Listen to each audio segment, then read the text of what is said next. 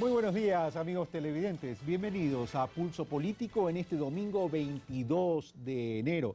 En este domingo 22 de enero vamos a tratar y analizar sobre el primer centenario del fallecimiento, de la muerte, del asesinato de ese viejo luchador con alma incansable, don Eloy Alfaro, el gran general, el líder de la revolución liberal, quien sentó para muchos las bases del progreso en el Ecuador, del desarrollo, con una visión de avanzada, de vanguardia. Para muchos, Eloy Alfaro es el gran iniciador de una gran revolución económica y social, que a diferencia de las revoluciones de la independencia fueron revoluciones de carácter político, esta se dice, la revolución de don Eloy Alfaro, fue una revolución económica y social. ¿Cuál fue su legado? ¿Cuál fue el entorno y el contexto en que se dio la revolución liberal? ¿Y bajo qué circunstancias fue sacrificado, humillado, asesinado, arrastrado? Y hoy, luego de 100 años, la historia lo recoge como uno de los grandes líderes y presidentes que ha tenido la República del Ecuador. Para tratar aquello, hemos invitado a tres personajes, a tres personas de distintas ópticas, con distintas visiones y con distintos roles. A Irene Márquez de la Plata, tataranieta de Eloy Alfaro, es decir, desde la familia. A Cecilia Calderón, desde la óptica política, recordemos que era el Frente Alfarista, un partido político fundado por su padre, el economista Agdón Calderón, y a un historiador, Juan Pazimiño. Así que les doy la bienvenida y los saludo. Muy buenos días, Irene. Muy buenos días, Cecilia. Muy buenos días, Juan. Gracias, buenos días. Bienvenidos a este Pulso Político. Bueno, hace 100 años una celda se abrió y entraron 8 personas, entre militares con 2 fusiles, 2 asesinos, 4 muchachos y un cochero del Palacio Presidencial en aquella época. Y en aquel momento que se abre esa puerta, se escucha una palabra, dice la historia, y así lo recoge la historia, dice: silencio, ¿qué quieren de mí? Increpa a Alfaro. Ceballos lo golpea, el José Ceballos, el cochero del Palacio Presidencial, le da un golpe y le dispara en la cabeza. Irene Márquez de la Plata, ¿qué significó la muerte de Alfaro? El 28 de enero es un día de luto, es un día donde la patria se vio ensangrentada, donde el honor militar se perdió, donde las garantías constitucionales se violaron, donde el ejército perdió su honra y donde los ecuatorianos perdimos al mejor ecuatoriano de todos los tiempos de la forma más vil y cruel, con un crimen de Estado perpetrado a traición por el general Leonidas Plaza Gutiérrez, por el presidente de la época, Carlos Freire Sandumbide, por Octavio Díaz y Navarro y demás colegas. Así lo señala mi tío Olmedo Alfaro en su libro Vida y Muerte del General Eloy Alfaro Delgado.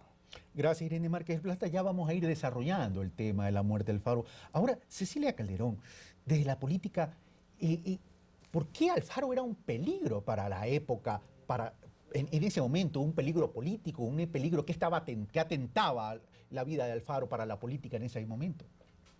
Pues realmente Alfaro vino a transformar completamente la estructura social, económica y política del Ecuador. Y entonces, por supuesto que significaba un peligro, un gravísimo peligro, para aquellos que teniendo el poder, usufructuaban del poder, usufructuaban de la riqueza y usufructuaban, y para poder hacerlo mantenían al pueblo totalmente sumido en la más grande ignorancia, sin derechos de ninguna naturaleza, especialmente sin derecho a pensar, sin derecho a opinar, a hablar, a educarse, que lo tenían sumido en una estructura económica de la Edad Media, sin siquiera tener acceso a un salario. Se consideraban entonces las haciendas, por ejemplo, los hacendados eran dueños de las tierras, de los ganados y también de los indios o de los peones.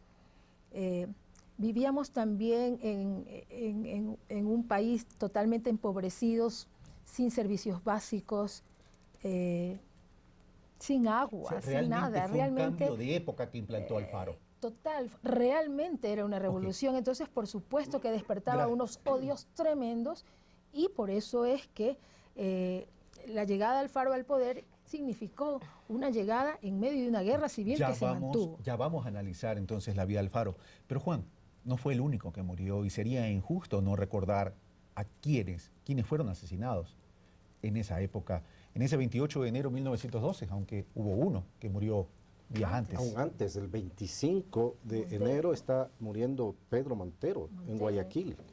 Sí. También hay otro que se suele olvidar, Torres, del nombre no me acuerdo. Belisario. Que efectivamente, Belisario, que también muere apenas llega acá a Quito.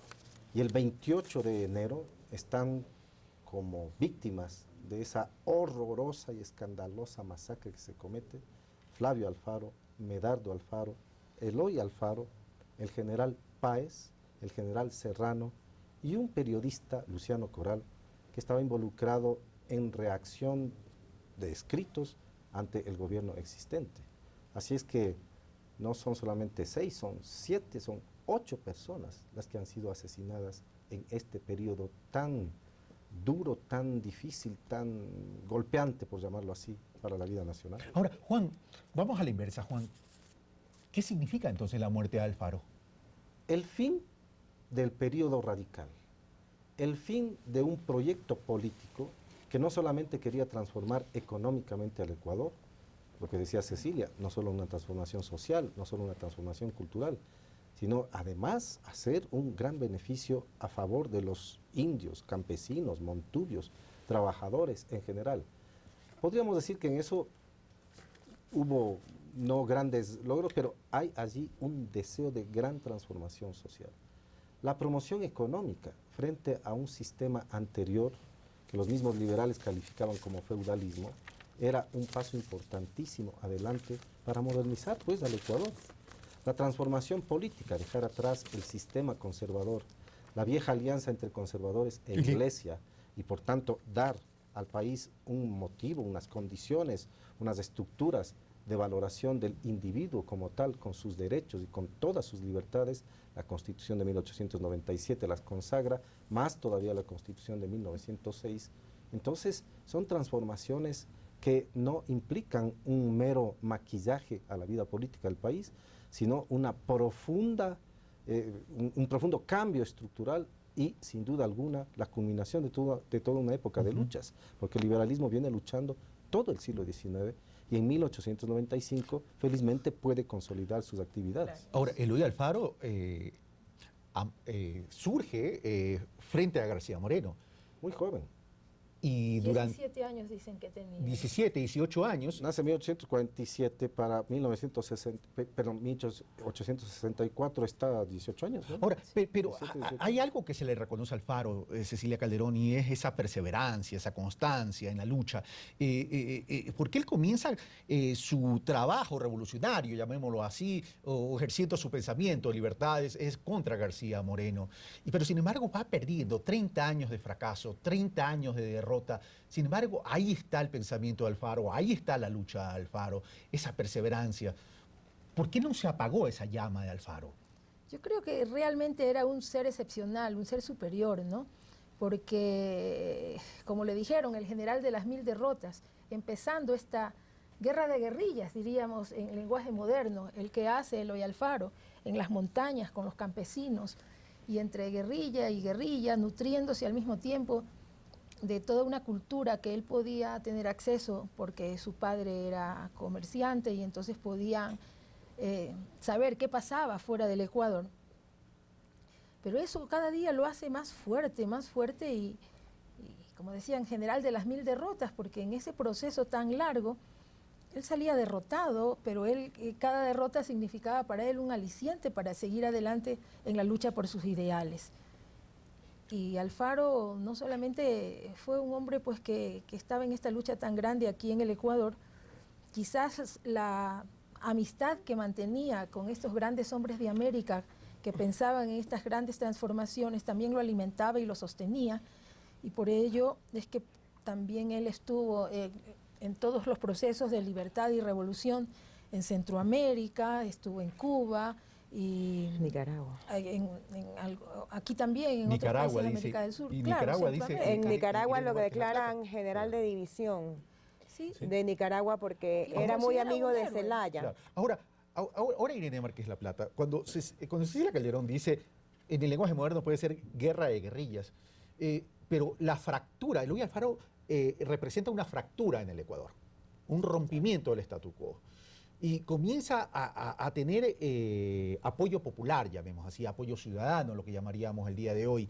¿Qué papel jugaron los famosos montoneros? ¿Qué eran los montoneros? Los montoneros eran personas que estaban dentro del ejército que conformaba al general Eloy Alfaro. Eran campesinos, pero también era gente de la oligarquía, que luchaban contra él en los campos de batalla.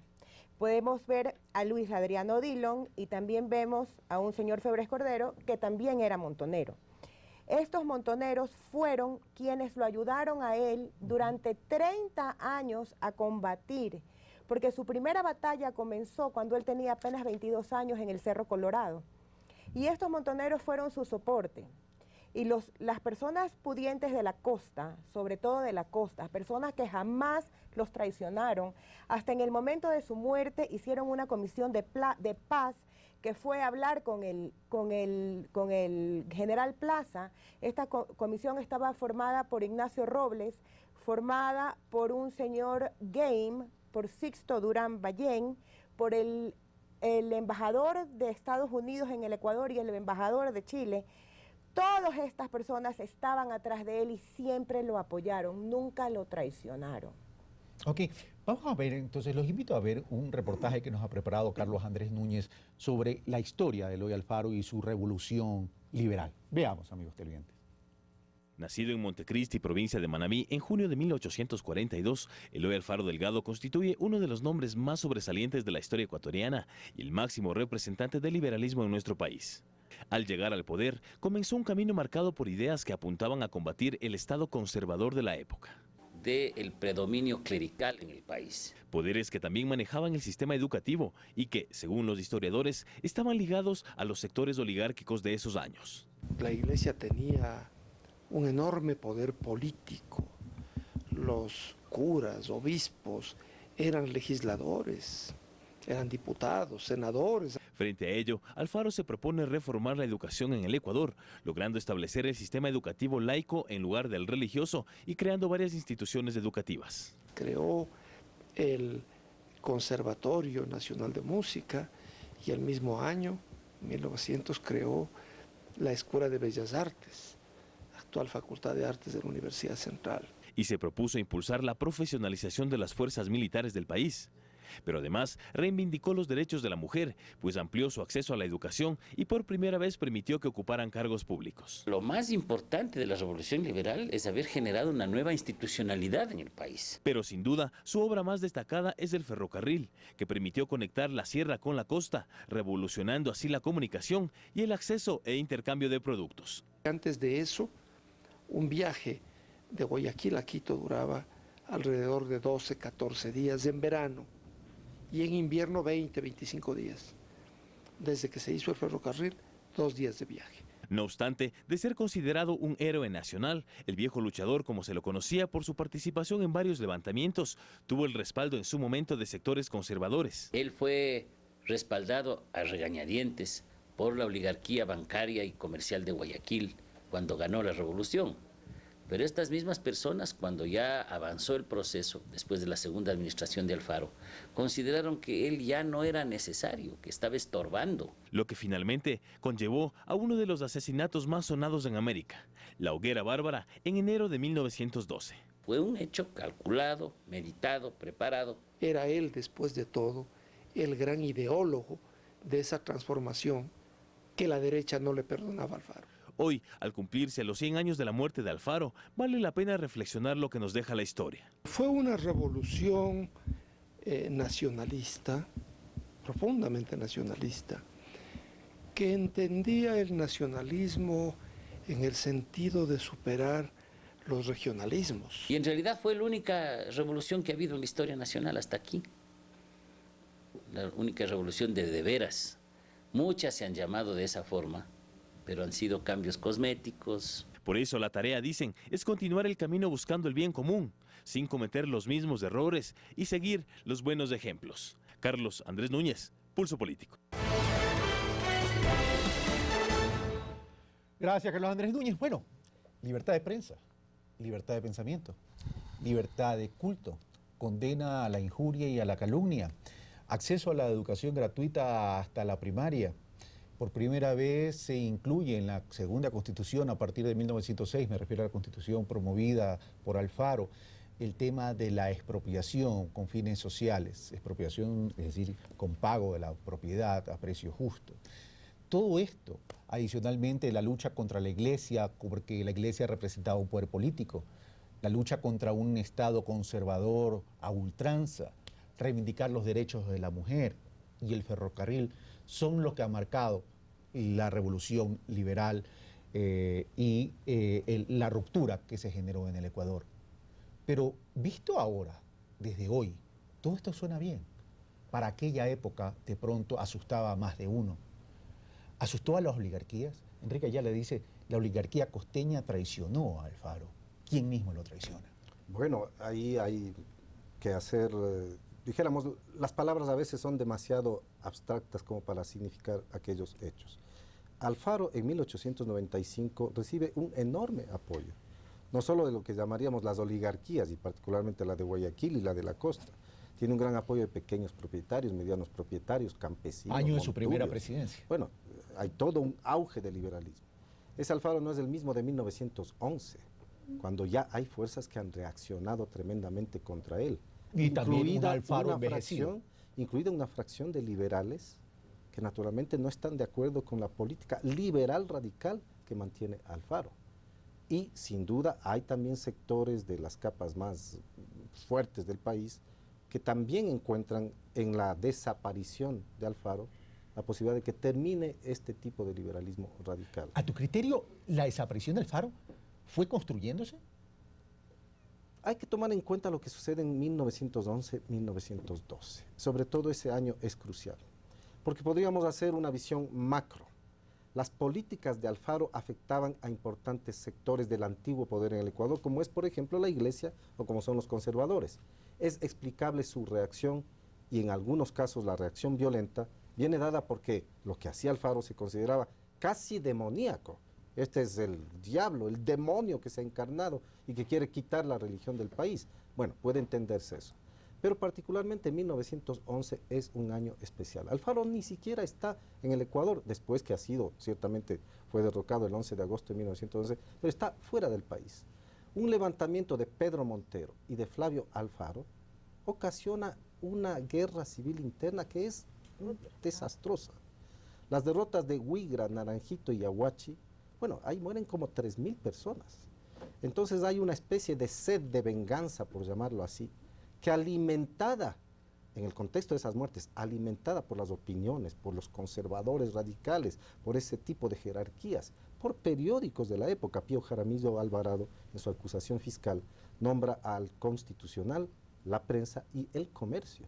Y si es que uno examina los editoriales de esa época, ciertamente que no es uno, es todo el mes que están alimentando esta idea de acabar con los traidores a la patria, como se decía de los de Alfaro, contra estos que han destruido la Constitución, que otra vez quieren regresar al poder, etc. Ese es el ambiente. Entonces, en esas condiciones, ¿quién es el culpable de la muerte de Alfaro? Uno son los actores materiales directos, cierto es. Allí hay gente que está identificada, que está juzgada. Bueno, pero ¿y quiénes son los otros actores? Los responsables históricos, para diferenciar de los responsables jurídicos. El propio Pío Jaramillo Alvarado dice en su acusación fiscal, no se quiere esclarecer la verdad. Aquí no hay intención de que la verdad se establezca, porque hay muchos comprometidos atrás de estos instrumentos que han sido los que matan a Alfaro. Permíteme romper el orden y voy donde la tataranieta de Eloy Alfaro y para luego ir donde Cecilia Calderón. Entonces, el crimen de Alfaro queda en la impunidad. El crimen de Alfaro quedó totalmente impune, pero todos sabemos cuáles fueron sus asesinos. No importa que esté o no esté, ya a estas alturas de la vida, ya mi familia sufrió demasiado, sufrieron exilios, destierros. Fue terrible, realmente fue terrible. La esposa del general Alfaro, doña Ana, quedó ciega de tanto llorar. Nunca dejó de llorar, nunca se resignó a la muerte del general Eloy Alfaro, sobre todo que su muerte fue espantosa. Ella venía en un vapor porque mi tía Colombia le había escrito un telegrama que decía: mamá, véngase sola, papá conducido preso, situación peligrosa.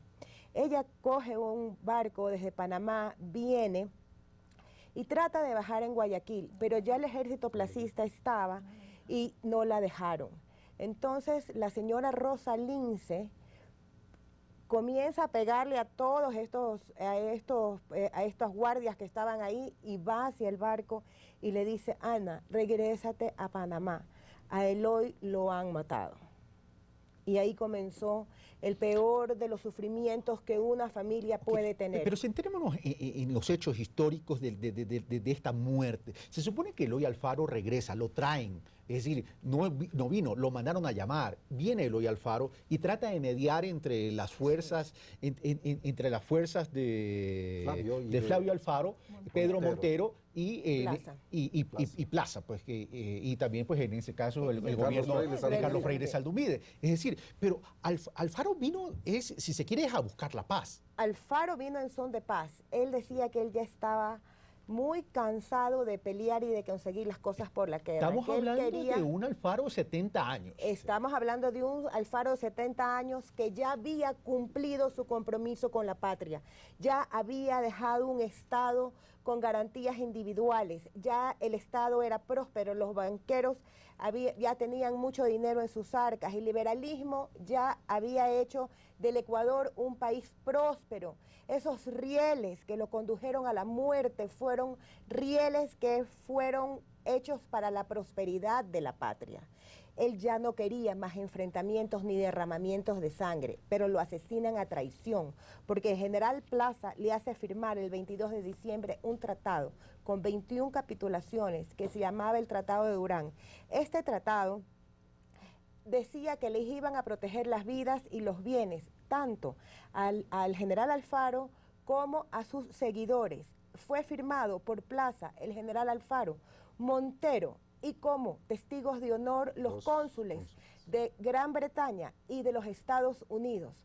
Pero el 21, un día antes de la firma de este tratado, hay un telegrama que también está en el libro de mi tío Olmedo, donde Freire le dice que no firme ningún tratado. Freire Saldumide, Carlos Freire Saldumide, presidente de la época. Le pide que no firme ningún tratado, porque el tratado iba a servir de soga para tenerlos amarrados en Guayaquil, porque de otra manera los buques, el Chile, el Libertador Bolívar y el Cotopaxi, me parece que era, no me acuerdo bien cuál era el otro, ya estaban listos.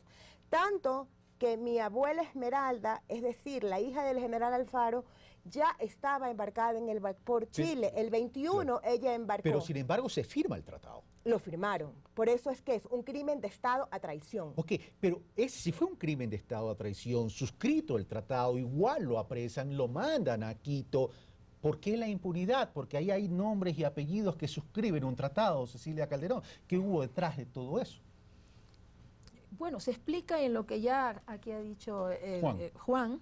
Sí, aquí hay mucha gente que, sin ser parte de los que firmaron el tratado ni los que estaban ahí el gobierno, estaban atizando la hoguera desde hace mucho tiempo porque no querían más cambios, querían como que había cambiado la estructura de poder, otros ya tenían poder y querían mantenerlo. Siempre ha sido lucha de poder y de intereses.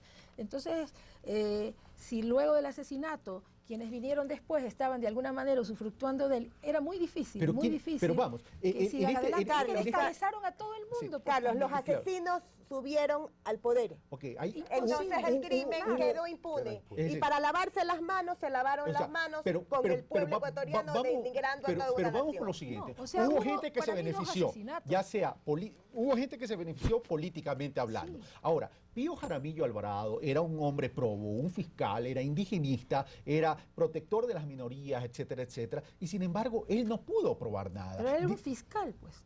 Es el fiscal. Porque les escondieron Pero las pruebas. tenía él que probar, es decir, no no tenía pudo pruebas probar nada. suficientes. Hay algunos a los que Pío Jaramillo Alvarado acusa. Hay otros que dice él mismo, no hay pruebas. No hay pruebas. Están comprometidos allí, sabemos, estoy convencido. Pero no hay las pruebas como para... O sea, lo sé, declarar. pero no lo puedo probar. No, Sí. exactamente. Exacto. Este estuvo allí, no traje el libro, habría sido bueno. Este estuvo allí y sin embargo no puedo probar que él ejecutó materialmente la muerte de uno de los prisioneros. Es Ahora, que, pero es es que evidente que el indicio no constituye prueba. Ya, Claro, pero hay algo que sí llama la atención, que 20 años después Cecilia Calderón indultaron a un pocotón de personas, incluyendo a Carlos Freire Saldumbid. Sí, bueno, si tú me preguntas qué pasó, por qué, probablemente todo es por arreglos de intereses y arreglos políticos, absolutamente nada más. En el Ecuador, el único crimen político que ha tenido sanción o que ha sido esclarecido es el asesinato contra mi padre, el economista Abdón Calderón Muñoz, porque está aprobado en un proceso que fue ordenado por un ministro de Estado luego de salir de una reunión de gabinete, digámosle así, y contratados a través de funcionarios del Estado con dinero del erario nacional, comprados los autores materiales. Pero como ves, por mucha lucha que hicimos, en ese momento yo tengo que decir que si se pudo llegar a conocer cómo fue la cosa, es porque tuvimos mucho apoyo de la prensa. Eso también hay que decirlo. Y entonces, sin embargo, han pasado los años y el Estado ecuatoriano como tal no ha reconocido que el asesinato contra don Calderón Muñoz fue un crimen de Estado. No lo ha reconocido. Hace poco yo estuve en el Ministerio de Justicia diciendo que yo quería que se reconozca porque había todo un proceso y aún están vivas las personas que participaron en el proceso. Y desde el Ministerio dijeron que no eran competentes. Entonces no sé quién puede ser competente cuando los documentos están allí. Bueno, pero con Sucre tampoco hubo... No. Nada, Los crímenes también. de Estado normalmente Con no han Alfaro sido tampoco. esclarecidos. Además, si le echaron la culpa al pueblo, ¿verdad? Claro, pero No esa es una podían salida. encontrar un culpable en la multitud. Claro. Entonces era una forma muy fácil de lavarse las pero manos. aquí hubo mucha gente que escondió el tema, porque a mí me llama Les la daba atención. vergüenza, pues, Sí, también, no, además. yo sé, pero vamos a lo público.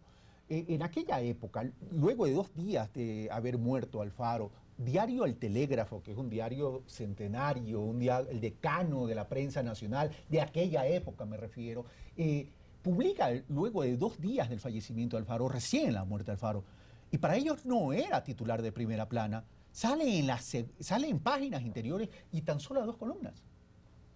Sí, pero creo que cuando uno lee con cuidado esa acusación fiscal de Pío Jaramillo Alvarado, puede entender 2 conceptos que aquí los manejé muy rápidamente. Los responsables históricos de la muerte de Alfaro y los responsables jurídicos. Y como suele ocurrir en estos casos y en los crímenes políticos, es probable, y no solamente en los crímenes políticos, podríamos comparar con el 30S. Bueno, ¿cuáles son los responsables jurídicos? Es probable que hasta un abogado hábil deje fuera del proceso a alguno de los comprometidos. Pero otra cosa es la responsabilidad histórica. Y en esa responsabilidad histórica no hay duda, como sea, dice Irene, lo que hay una el sanción moral. principal responsable es el gobierno de Carlos Freire Saldumbide, no hay duda. Pero además hay otras personas y, bueno, esto es más difícil decir, para un proceso no sería admisible, pero sí históricamente. Y hay fuerzas que están atrás.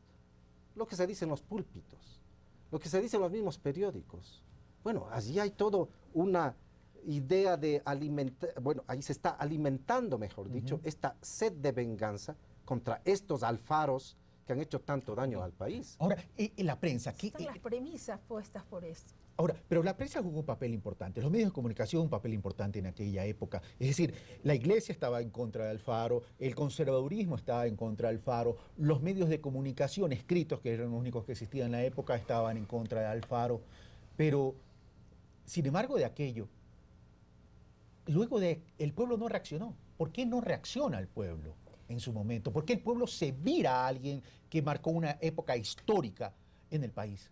Mi tío Olmedo dice que ese pueblo no era pueblo, que ese pueblo eran militares placistas en las calles, que ese pueblo que estaba fuera del panóptico era militares del batallón 82 que el general Alfaro había dado de baja. Por lo tanto, y había pues como una parte minúscula de pueblo, pero lamentablemente de muy bajo estrato social, de muy poca calidad moral. Entonces, eso es lo que ellos llamaban pueblo, no es que el pueblo estaba en la calle. Aparte, en el púlpito de las iglesias, con el periódico, más el alcohol que les dieron para embriagarlos, hicieron que esto vaya cogiendo cuerpo y que se vaya manejando esta euforia de masa. Ahora, Olmedo Alfaro escribe después de un mes del fallecimiento del gran general Eloy Alfaro en contra de la prensa nacional. ¿Qué es lo que escribe? Escribe acerca de cómo lo asesinaron, quiénes los asesinaron, culpa a las personas, pero no los culpa de la nada, los culpa poniendo telegramas, poniendo evidencia dentro de su libro. Y él, para mí esto es muy importante, este libro, porque ¿quién más que una persona tan afectada como la de un hijo? Si un hijo de la persona fallecida está exculpando al pueblo, ¿por qué nosotros le vamos a echar la culpa al pueblo? Si un hijo del fallecido está diciendo que las oligarquías guayaquileñas jamás lo traicionaron, ¿por qué decir aquello? Okay. Ahora, vamos a Cecilia Calderón. Lo que yo quería decir es que si nos ponemos en ese momento debe haber habido una tremenda confusión.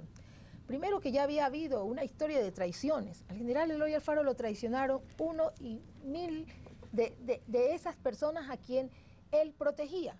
Porque cuando se habla, por ejemplo, de Plaza, se dice también que eran muy amigos de la familia, claro, que lo protegían, que lo habían toda la vida considerado uno más de ellos. Pero hay las incomprensiones. Hay mucha gente muy cercana al general Alfaro que a veces no lo entiende, no entiende su pensamiento, espera mucho de él, espera su última palabra y entonces se confunden. Lo que pasa, Cecilia, Cecilia, ha habido una tremenda confusión también y muchos que lo veían ya agotado. Es que no es el primer caso de ingratitud. Es que por eso digo, es la ingratitud y la traición. Y la traición. Ahora, Juan, luego que Alfaro deja su primera presidencia y de pronto su presidencia interina, porque entre la primera y la segunda hay una presidencia interina, a lo que Alfaro se lo trató de desprestigiar y se insinuó, y yo diría que más que una insinuación, hubo denuncias de que se habían beneficiado en el tema del ferrocarril. Claro que sí, claro que sí. Y no solo eso, se le acusaba de corrupción.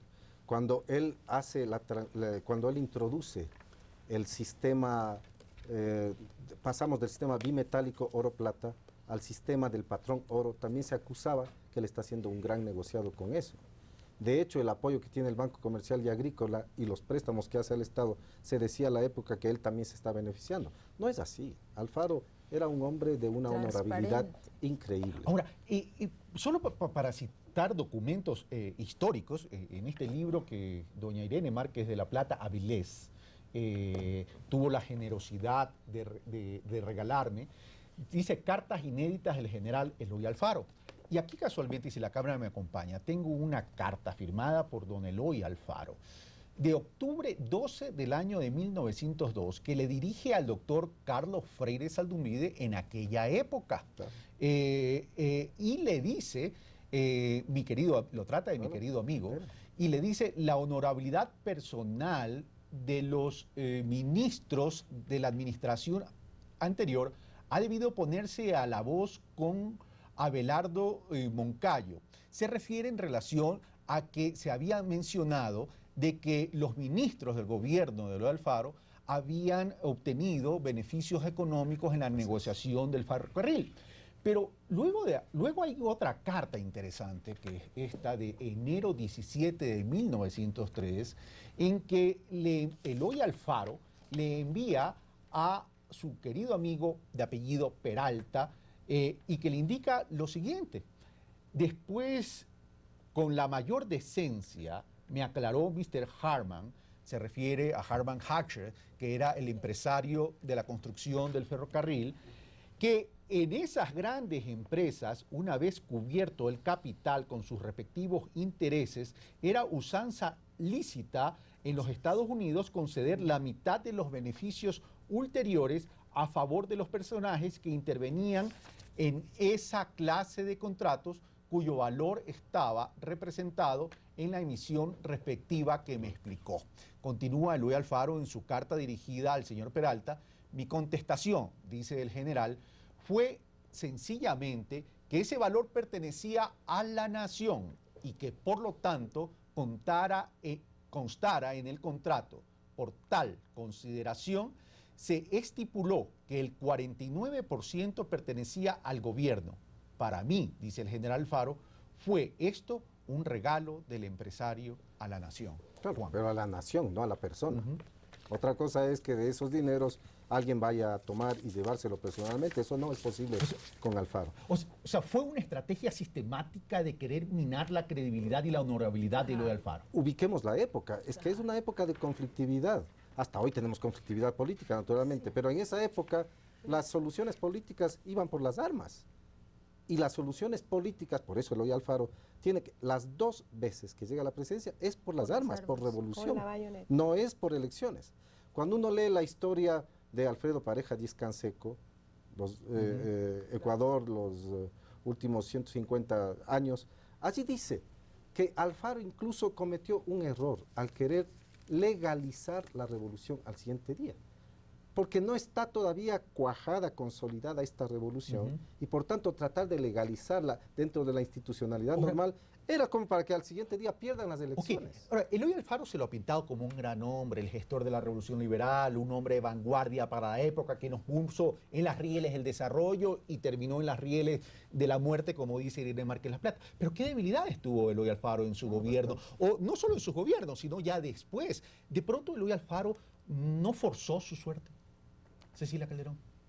Mira, debe haber sido tan difícil un hombre que estuvo batallando 30 años antes de 1895. Llega allí y, como dices, entre pólvora y pólvora, él tenía que estar trabajando por la reconstrucción o la regeneración o el rehacer de esta nueva patria. Entonces debe haber sido tremendamente difícil y él tremendamente fuerte para llevar adelante todo. Sin embargo, muchos lo tildaban como una gran debilidad su capacidad de perdonar, porque dicen que su frase más querida era perdón y olvido. Y muchas veces él dio la mano a aquellos que habían combatido contra él, pero los admiraba siempre y cuando ese combate haya sido en fidelidad a sus principios, a los de los demás. Y quizás en momentos de guerra eso es tremendamente difícil y duro, como dices, porque no se ha podido consolidar la revolución. Ese afán de él también de legalizar, el de creer, sí, dejemos nomás que la gente resuelva, que hayan elecciones, pero al mismo tiempo los que lo seguían lo tenían también como un mesías, y por tanto esperaban, era su última palabra, su decisión para actuar, y él quería creer en procesos democráticos en función de lo que era la época, pero lo empujaban los que más lo querían a que él tome las decisiones dictatorialmente, y quizás en épocas de revolución eso es lo que hay que hacer. Pero cuando, Irene Márquez La Plata, pero cuando dice Cecilia Calderón, él era un amante de la libertad, pero lo forzaban a que tome las decisiones dictatorialmente. Alfaro, si bien en la Constitución garantizó el ejercicio de las libertades, ¿se garantizaron las libertades en la práctica del gobierno de Alfaro? No. ¿O fue un gobierno también autoritario? No, es que esas libertades se convirtieron en libertinaje, Carlos, el libertinaje de la prensa, porque no poner en el tiempo 2 semanas antes hay que traer a Alfaro para incinerarlo en Quito, eso no se llama libertad de expresión, eso es libertinaje. Entonces, se violaron las libertades individuales que él había propuesto en su Constitución de 1906 y se mal usaron, ese fue el problema. Ahora, ¿Alfaro entendió la responsabilidad de los límites, Juan Pacimiño? Bueno, ¿O ahí tuvo un error? históricamente relativas. Hablamos de Alfaro, pero en realidad es todo un conjunto de actores. Alfaro es la figura visible. La revolución liberal no es obra de Alfaro como persona, es obra de un conjunto de fuerzas que están atrás. Entonces, cuando hablamos de los límites del alfarismo, de la revolución liberal, vienen dados por una serie de condiciones, lo que Irene refería. Hay que distinguir también eso de autoritarismo o autoridad. Alfaro necesita imponer autoridad. El autoritarismo se siente el momento en que parece que, para imponer autoridad, los grupos que están afectados reaccionan políticamente y hacen ese tipo de inculpaciones. Pero no había duda. En esos momentos había que imponer autoridad. ¿Cómo imponemos la educación laica? ¿Cómo separamos iglesia y Estado? ¿Cómo imponemos, entre otras transformaciones, el matrimonio civil? En las condiciones de la época, eso requiere de firmeza y autoridad. Ese es el proceso revolucionario. A la época, pues, se acusaba igual a Eloy Alfaro de ser un dictador, no solamente un autoritario, un dictador.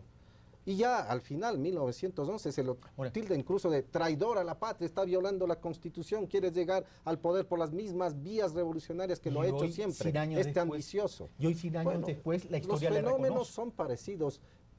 Si lo situamos hacia la actualidad, que parece que es tu pregunta, no sé, pero son los fenómenos parecidos en ese sentido. Bueno, ¿qué es autoridad o autoritarismo? Okay. ¿Qué es lo que está pasando? Mi querido Juan, usted no tiene un vaso con agua, parece que tiene una bola de cristal, porque el siguiente reportaje que vamos a ver y que nos ha preparado Carlos Andrés Núñez es...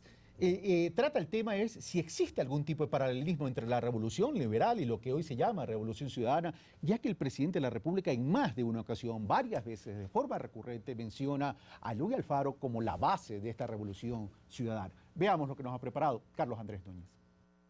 El gobierno del presidente Rafael Correa ha fundamentado gran parte de su discurso en la revolución liberal del general Eloy Alfaro.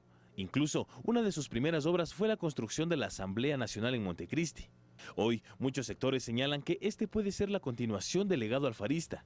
Pero, ¿hasta qué punto se puede decir que la revolución ciudadana ha retomado los pasos del viejo luchador? Hay en un momento dado en que la historia retoma hechos del pasado en un momento presente para cambiar de época. El gobierno trata de encontrar una afiliación histórica, decir que tiene hilos directos con lo que fue el radicalismo liberal, Eloy Alfaro. Son momentos muy diferentes, yo creo que nada tienen que ver, no es que nada tienen que ver, hay puntos comunes, pero creo que no son la misma cosa. Criterios diferentes, aunque encuentran temas comunes. Está haciendo una modernización, así como Alfaro lo hizo en su momento. Tienen algo de común, y es el hecho de que los dos son gobiernos modernizadores. No creo que son revoluciones, no son cambios sustantivos de la estructura socioeconómica. Sin embargo, para el politólogo Jorge León, existe una diferencia básica en ambos procesos. Los liberales radicales tenían una doctrina definida, Correa no lo tiene, el gobierno actual no tiene una clara definición de lo que es y a dónde va. Pero desde otros sectores se cree que los objetivos del proyecto de la Revolución Ciudadana son muy claros y consistentes. El proyecto de Correa es convertir Ecuador en un punto HUD, en un punto de llegada de todo el comercio de Asia, para de aquí proyectarse hacia el norte, al sur y hacia el Atlántico. Y que incluso Correa enfrenta a los mismos sectores opositores que enfrentó Alfaro. Y es una realidad lo que dice el presidente Correa, que hace 100 años, propiamente, esos intereses en un momento dado liquidaron a alguien que los amenazaba. En este momento el presidente Correa también atenta contra esos grupos que usufructaban la riqueza para sí mismos y no para el pueblo, para el interés general, y por lo tanto ellos se sienten verdaderamente amenazados. Eloy Alfaro pretendía encarnar el librecambismo, los comerciantes de la costa, e iban contra la iglesia en ciertos valores porque eran muy conservadores. Correa no habría ganado sin el apoyo de la Iglesia Católica. Y aunque los expertos señalan que es común que en procesos de cambio los niveles de confrontación sean elevados, no coinciden en que el proceso que llevó al asesinato de Alfaro sea semejante a lo sucedido el 30 de septiembre del 2010. Yo escribí en mi libro Mirada Prospectiva y de Liderazgo, 4 años del presidente Correa, un año atrás de que sucediera el 30 de septiembre, de que iba a haber ese atentado contra el presidente Correa. No, es imposible. La polarización que el Ecuador vivía a fines del siglo XIX entre liberales y conservadores era absolutamente orgánica, pasional desde luego, pero de contrastes de ideas, de doctrinas, de ideología, ahora no hay.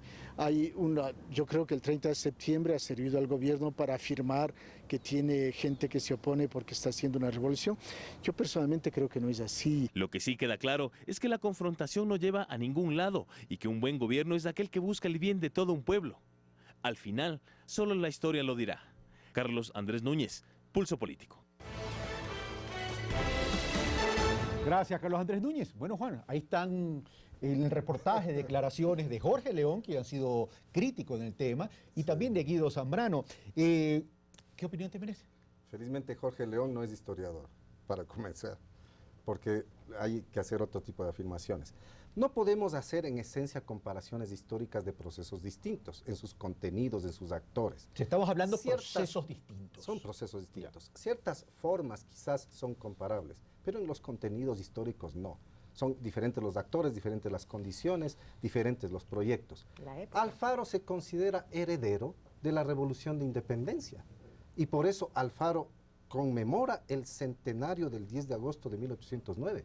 Construye en Quito el monumento a la libertad que se halla en la Plaza de la Independencia. Ahora, pero si bien Alfaro se considera heredero de la Revolución de la Independencia, para hacer este paralelismo, ¿Rafael Correa se considera heredero de la Revolución Liberal? Claro que sí. Y por eso mismo, los gobiernos, es legítimo desde mi perspectiva que se consideren herederos de un proyecto del pasado. Si la Revolución Ciudadana se considera heredera de la Revolución Liberal, es desde la perspectiva política de la Revolución Ciudadana legítimo. Otra cosa es que examinemos académicamente como historiadores, naturalmente las condiciones son distintas, pero eso ocurre en todos los procesos. En América Latina, sobre todo que tenemos un culto especial a los procesos históricos, significa entonces retomar ese camino. ¿Qué implica, desde mi perspectiva actual, eso de tomar como herencia la revolución liberal y partir de ello? Implica que hay un espíritu revolucionario, implica que hay un deseo de transformación, de modernización del país, de superar el pasado. Allí están las formas externas, de avanzar en cuanto a derechos, en conquistas, así se lo entendería. Y recoger la idea de Alfaro me parece incluso ilustre, porque, por ejemplo, este gobierno difícilmente que recoja la idea de que somos herederos de García Moreno. No puede ser.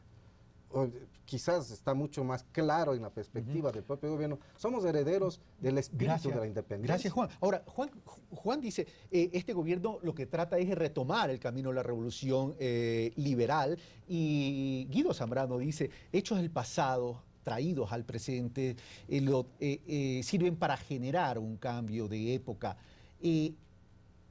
¿En qué se caracterizaría este gobierno como para decir haber retomado el camino de la revolución liberal y sustentarse que parte del concepto de la revolución liberal? Pues yo también creo, como Juan, de que para que se dé un proceso, cualquiera que este sea, previamente se han dado premisas. Entonces, y efectivamente, yo creo que Alfaro se consideraba a sí mismo como un hombre que cogía la posta de Simón Bolívar, ¿no? Y yo creo que después de Alfaro, cuando se constituye el Partido Liberal, después de muchos años, al menos yo quiero recordar el Partido Liberal de mi niñez, siempre se dijo que era para reivindicar la lucha de Alfaro, porque su lucha estaba inconclusa, porque no había tenido el tiempo suficiente ni la energía a los 70 años para terminar las transformaciones que se habían iniciado. Y se había dado todo este proceso de se encaramaron en el poder justamente sus enemigos, o no enemigos personales de él, sino aquellos que no querían los procesos de transformaciones. Durante toda la época de la creación, por ejemplo, del Frente Radical Alfarista, que se crea en plena dictadura militar, y se crea como una célula del Partido Liberal, porque acusando al Partido Liberal justamente de dejar de pelear por los ideales de Alfaro, y eso le merece cárceles hasta el asesinato. Pero luego entonces, ahí viene, esta revolución inconclusa tenía que tomarla alguien, y yo creo que a buena hora que la haya tomado este gobierno inspirado en esa lucha, y que hay muchas cosas que se puede decir, no que son iguales, sino que, digamos, ese mismo espíritu. Pero Irene Márquez, ¿en qué podría continuar esa lucha el gobierno nacional? Pregunto. El gobierno nacional en muchas cosas sigue este ideal de Eloy Alfaro, sobre todo cuando trata de proteger a los más desposeídos, porque el general Alfaro en su bondad era magnánimo. Ahora, por ejemplo, no culpo al gobierno que esté alerta y pendiente cuando los medios de comunicación lo atacan y también hacen un uso de libertinaje, ¿verdad? Claro que, por ejemplo, en la Revolución de 1906, y como alfarista que soy, se habla de la libertad de prensa y de la libertad de expresión, pero también se condena la injuria y la calumnia, siempre y cuando éste esté basado en un debido proceso. Entonces, no es de extrañarse que conociendo la historia, esa es la parte importante del estudio de la historia, analizarla, ver qué pasó en tiempo anterior para no cometer los mismos errores. Entonces, yo creo que también esta exageración, no digo de toda la prensa, ni voy a generalizarlo, ni estoy hablando del comercio, del diario El Comercio, de la época de Alfaro con la época de hoy, porque son personas jurídicas, han sido manejadas por diferentes personas naturales y no pueden ser culpables de aquel crimen. Pero lo que sí estamos claros es que la prensa jugó un papel importante. El presidente Correa, siendo un hombre inteligente, ha tomado la precaución. Ahora, perdón Cecilia, ¿querías acotar algo?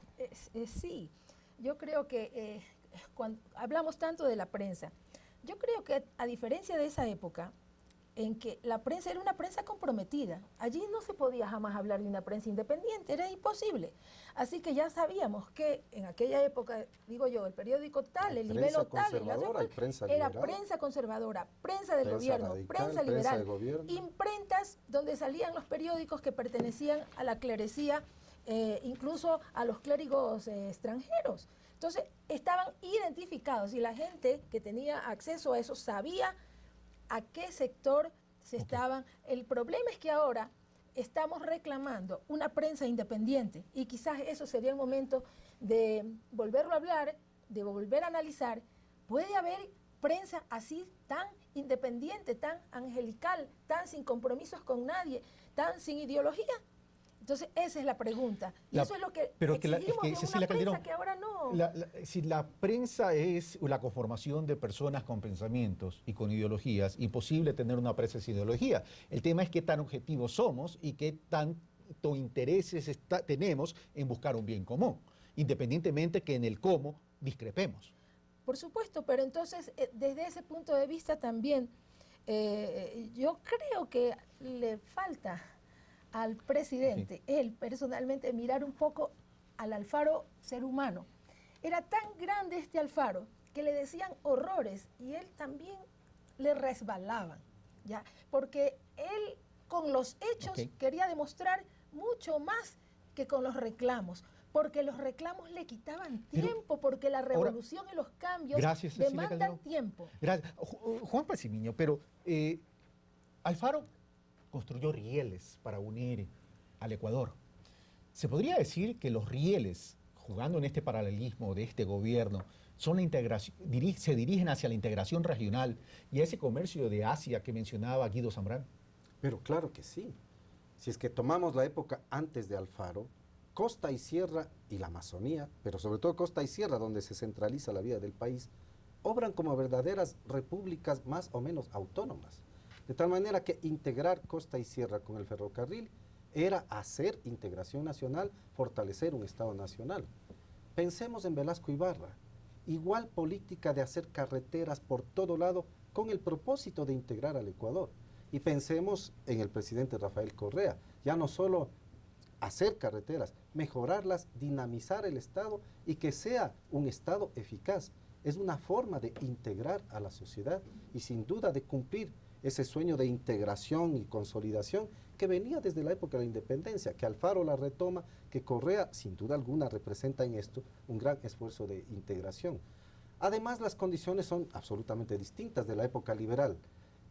Finalmente, cuando uno ve en estricto rigor, Eloy Alfaro, ¿qué tipo de economía está haciendo? está haciendo un tipo de economía de promoción capitalista. ¿Por qué? Porque a la época es un avance frente a lo que existía en el pasado. A ver, Era romper el status quo. ahora, voy al economista. Sí. Eloy Alfaro también jugaba Estado-mercado. Yo no creo que habían esos conceptos de Estado y mercado y cómo No, intervienen. pero lo Había estoy trayendo, libre comercio, lo estoy trayendo a la fecha de hoy. Sin ¿no? embargo, sí, pero verás, es que vivíamos en un feudalismo absoluto, vivíamos en la Edad Media, mientras ya se avanzaban y afianzaban los temas del capitalismo en el mundo. Entonces él lo moderniza el Estado, Ahora, introduce esa moneda que no teníamos aquí, cada quien tenía su moneda, las haciendas emitían vales que usaban como monedas. Entonces, todo ese cambio estructural en lo económico va a permitir el desarrollo del comercio, de la agricultura, de la exportación, pero al mismo tiempo van a surgir las artesanías, porque él se preocupa mucho de la artesanía ya como un desarrollo económico y social. Ahora, Van a surgir las primeras si Alfaro industrias. tuvo esa visión y construyó ese camino, ¿por qué se perdió en el tiempo luego los efectos de la Revolución Liberal con la muerte de Alfaro? Porque los asesinos del general fueron los que subieron al poder. Estos liberales, que no eran radicales, que eran liberales civilistas o liberales tibios, y ellos no querían el cambio porque afectaban sus intereses económicos. Pero si afectaban sus intereses económicos y se dice que ahí cuando se afectan esos intereses económicos se trata de retomarlos, es para concentrar riqueza y se hubiera perjudicado al pueblo. ¿Por qué el pueblo no reacciona Por ejemplo, para reivindicar los beneficios de la Revolución Liberal? Por ejemplo, el general Plaza era un gran latifundista. No, Tenía mucha tierra y entonces no, por ejemplo, la ley de concordato de cierta modo le afectaba. Ok, no había educación, Juan. Solo la introducción del régimen salarial ya afectaba a toda la clase terrateniente serrana y sin duda a los grandes hacendados de la costa. Porque el régimen salarial, que es en definitiva un régimen capitalista, era un avance frente a ese régimen en el cual los indígenas estaban sujetos a un concertaje en que ni siquiera ganaban salarios. Juan, pero no solo eso. En la costa, Juan, eso que significó también que por eso eran las montoneras. Alfaro, uno Justamente de los por esas mensajes montoneras. al Congreso 1896, si mal no recuerdo, Al primer año de gobierno. dice, en la de su primera costa presidencia. hay una clase de campesinos, de trabajadores, cuya situación es parecida a la de la esclavitud. Así, no, Exactamente eso visualiza Alfaro también en la costa. Y tiene una teoría, Irene Márquez La Plata, ahora que tú dices eso en cuanto a la ley del concordato de la época. Claro, la ley de concordato era una ley donde antes pues a los indígenas se los hacía trabajar sin pagarles salario Perdón, alguno. No concordato, concertaje. Perdón, del concertaje. Concertaje, Del concertaje. Y que Eloy Alfaro la abole. No abolió el concertaje. Sí. En estricto rigor no abolió. El concertaje tampoco fue abolido por Alfredo Vaquerizo Moreno, que dicta en 1918 la abolición de la prisión por deudas, que es una parte del concertaje. Lo que abolió Alfaro es esto que se llamaba el tributo subsidiario y el trabajo subsidiario. Pero la prisión por deudas sí la abolió en la Constitución de 1906, está estipulada. La abolió porque era el trabajo libre el que quería mantenerse, pero se continuó practicando, porque el problema es que también una vez muerto Alfaro, ¿cuáles son los radicales que podían impulsar esa transformación? Como dice Irene, en efecto, viene un tipo de liberalismo y quedó el temor con una muerte intereses. tan dramática como trágica, Cecilia Calderón. Sí, pero de hecho, en todo lo que es las tierras de la costa, las empresas del cacao sobre todo, ya se introdujo el salario de alguna manera, ya quedó abolido el concertaje, de Ni hecho, tanto, ni pero legal. algo. Entonces, la gente que Claro que apoyó sí. al Faro, que tú has nombrado abolido. algunos, Eso sí, Sí. Constitucionalmente estaba abolido. Señores, Eso ya- estamos terminando, por favor, Por ejemplo, no nos sobrepongamos estas sobre la voz. personas que apoyaron al Faro también fueron visionarios. Ok. Aquellos terratenientes, digo yo, de la costa, aquellos que estaban en la empresa del cacao y se daban cuenta Gracias. que para sostener la empresa era necesario también un cambio de la economía y Gracias, un cambio Cecilia de manejo Calderón. de sus En empleados. una palabra cada uno, ¿qué significa Alfaro? Irene Márquez. Alfaro significa un hombre de lucha, un hombre que quería una patria grande, que se inspiraba en los sueños de Bolívar. Gracias. Cecilia Calderón. El mejor ecuatoriano que ha tenido la patria, y creo que si reviviera, volvería a tomar, ya no el fusil, quizás con su pensamiento, con su palabra, nos impulsaría a seguir por el camino del cambio, porque aún no hemos alcanzado esa sociedad justa, digna, solidaria que él quería. Gracias, Cecilia Calderón. Juan Pacimiño. Alfaro, un gran luchador, que en las condiciones de su época hizo la segunda revolución más importante en la vida del país después de la independencia. Y su legado es patrimonio histórico del Ecuador y debemos continuar desarrollándolo. Para Gustavo Jiménez, nuestro productor, Alfaro es el ícono de la igualdad y del desarrollo. Para ustedes, amigos televidentes, Alfaro no solo debe ser un personaje que marca y registra la historia, sino de pronto un ejemplo a seguir. Una revolución liberal que a lo mejor se quedó truncada en un momento dado, pero independientemente de lo que venga después, todos nosotros como ciudadanos y miembros de una sociedad, lo que nos debe interesar es qué tantas oportunidades estamos generando para que nuestra gente, nuestro pueblo, tenga acceso. Porque el progreso no está en la letra, el progreso ni siquiera está en la intención, el progreso está en la acción de nosotros que conformamos el Ecuador. ¿Cuál es el camino que queremos seguir? Tan solo ustedes se lo pueden responder. Un fuerte abrazo hasta el próximo domingo. Y gracias Juan, gracias Cecilia y gracias Irene por estar aquí en este domingo de Pulso Político.